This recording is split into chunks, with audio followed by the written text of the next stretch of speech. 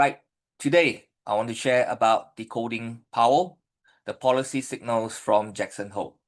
Now, is to really understand what was mentioned and what does it mean going forward. Yeah. So Fed Chair Jerome Powell used his Jackson Hole Symposium speech to acknowledge a challenging economic backdrop and hint at a potential shift in monetary policy.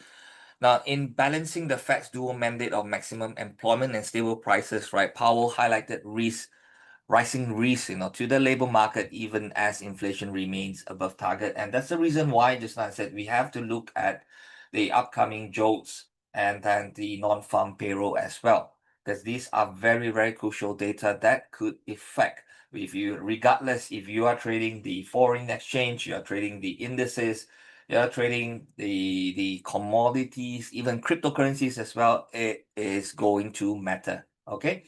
So his dovish tone, suggesting a likely interest rate cut soon, had an immediate effect on US stocks, sending major indexes to new highs.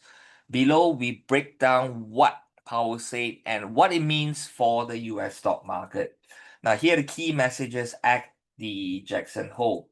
First of all, is balancing employment and inflation. Powell painted a mixed picture of the economy. On one hand, jobs growth had sharply decelerated, with recent payroll gains averaged only 35,000 per month versus 168,000 last year, indicating a significant cooling in the labor market, right?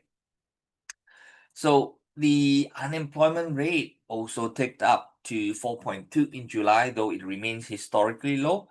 On the other hand, inflation is still somewhat elevated. Core inflation had risen in recent months, with core PCE price index registering a 2.9% year-on-year in July, and new tariffs are pushing prices higher in certain goods. So this puts, right, the Fed in a bind. Risk to inflation are tilted to the upside and risk to employment to the downside, a challenging situation, Powell said. Under the Fed's dual mandate, policymakers must balance both sides when the goals conflict. Okay. Next is the tariff impact seen as one-off. A key theme of Powell's speech was that the inflationary effect of recent tariff is expected to be temporary. The effects of tariffs on consumer prices are now clearly visible, he noted, predicting effects will accumulate in coming months but likely represent a one-time shift in the price rather than the start of an ongoing inflation spiral. Okay, so of course, one time doesn't mean all at once. Powell added, acknowledging it will take time for tariffs to work through supply chains. But he warned that rising prices could potentially trigger a cycle where wages and prices keep pushing each other higher. Still, he thinks this is unlikely because today's job market isn't tight enough to set off that kind of spiral. The overall message was that tariff-driven inflation should be short-lived, giving the Fed some leeway to support employment if needed. And this kind of comments isn't helping him either, because true enough, President Trump posted on his Truth Social saying that I told you so, that kind of thing, and you are just incompetent. That's basically the message he is insinuating, the Powell. So other than that, right, the labor market is also a key theme, where Powell described as unusual equilibrium in employment. Both labor demands and supply have slowed markedly, partly due to tighter immigration policy, reducing workforce and growth. Now, this has lowered the break-even pace of job creation needed to hold unemployment steady. As a result, the labor market appears to be in balance, despite much weaker hiring at equilibrium. Powell called a curious kind of balance. Now, the concern is that this balance is fragile, downside risks to unemployment are rising, he warned, and if those risks materialize, they can do so quickly in the form of sharply higher layoffs and rising unemployment. In other words, the Fed sees growing vulnerability in the job market, even if unemployment has only inched up so far. Okay, so that is definitely a risk.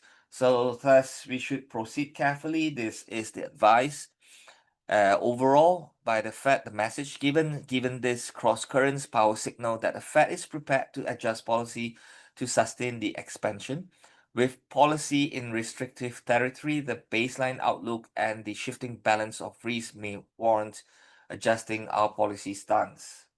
This was uttered by Powell. While he stopped short of an outright promise, this phrasing strongly hints at a coming interest rate cut.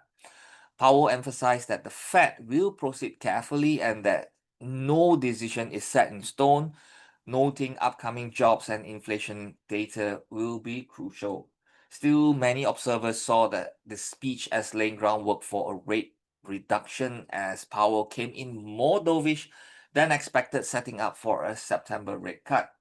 So, on the topic of the probability for the rate cut, prior to speech, futures markets has already been betting on a cut amid slowing jobs growth and global uncertainties. Powell's explicit acknowledgement of rising employment risks greatly increased that confidence. Immediately after the remark, right, traders bump up the probability of a September cut to roughly 80 to 85%, up from about 70 to 75% earlier in the day. Now, Fed watchers now even expect 2 quarter points cut by year end, one in September and one in December, given the shifting outlook. As for the market reaction, we all know that Wall Street roared its approval of Powell's dovish hints. Stocks surged across the board on the day of a speech as investors anticipated lower interest rates. Now, the benchmark S&P 500 jumped about 1.3% by late morning after Powell spoke and extended gains into the close, finishing up 1.47% near record high levels. The Dow, on the other hand, hit a record closing high, rising almost 1.9% on the day. Now, what is the overall outlook given all what I've just mentioned? We do see a broadening rally, but there are caveats, okay? Caveats, sorry. With the Fed likely to ease, many analysts expect the stock rally to broaden beyond the mega cap tech names that led earlier in the year. Now, Powell's emphasis on containing jobs market risk suggests a tilt towards supporting growth, which could lift cyclical sectors like financials, industrials, and small caps going forward.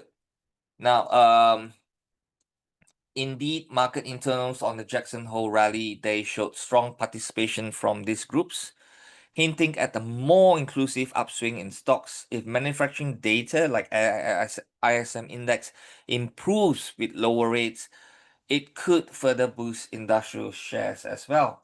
However, some caution flags remain. Powell did stress that inflation is not yet vanquished and upside risk to prices persists. So the Fed is cutting rates from a position of still elevated inflation, a dynamic that some investors warily uttering, in stagflation.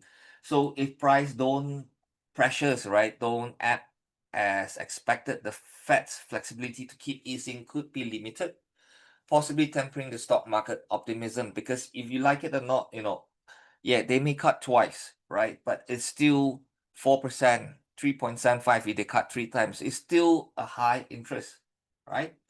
So this kind of things can damper stock market optimism if they feel that the Fed is not going to continue to cut. So additionally, the very reason the Fed is turning dovish, i.e. a weakening labor market, could become a double-edged sword. Should employment deteriorate too fast, it may eventually hurt consumer spending on corporate profits as well. As one asset manager warned, if the economy is stalling and the labor market continues to deteriorate, there are risks to this equity market rally. In other words, rate cuts alone won't guarantee a sustained bull market if economic fundamentals erode. For now, investors are focusing on the positive short-term takeaway. The Fed has shifted to a more accommodative posture, and that policy pivot is breathing new life into stocks. So the immediate reaction, record highs for Dow and a nearly 4% surge in small caps equities, underscores how eager the market was for the dovish signal. Powell's Jackson Hole speech delivered just that. So going forward, all eyes will be on incoming data and the Fed's follow through at the September meeting. So if Powell proceeds carefully, approach results in an actual rate cut, it could confirm the Fed's supportive stance and outcome. The stock market is already busy cheering. As of now, the bulls have the upper hand, emboldened by the prospects of easier money and a central bank willing to act in the face of uncertainty. The Jackson Hole message in sum is that the Fed stands ready to aid the economy, and Wall Street has interpreted this as a green light to keep the rally going.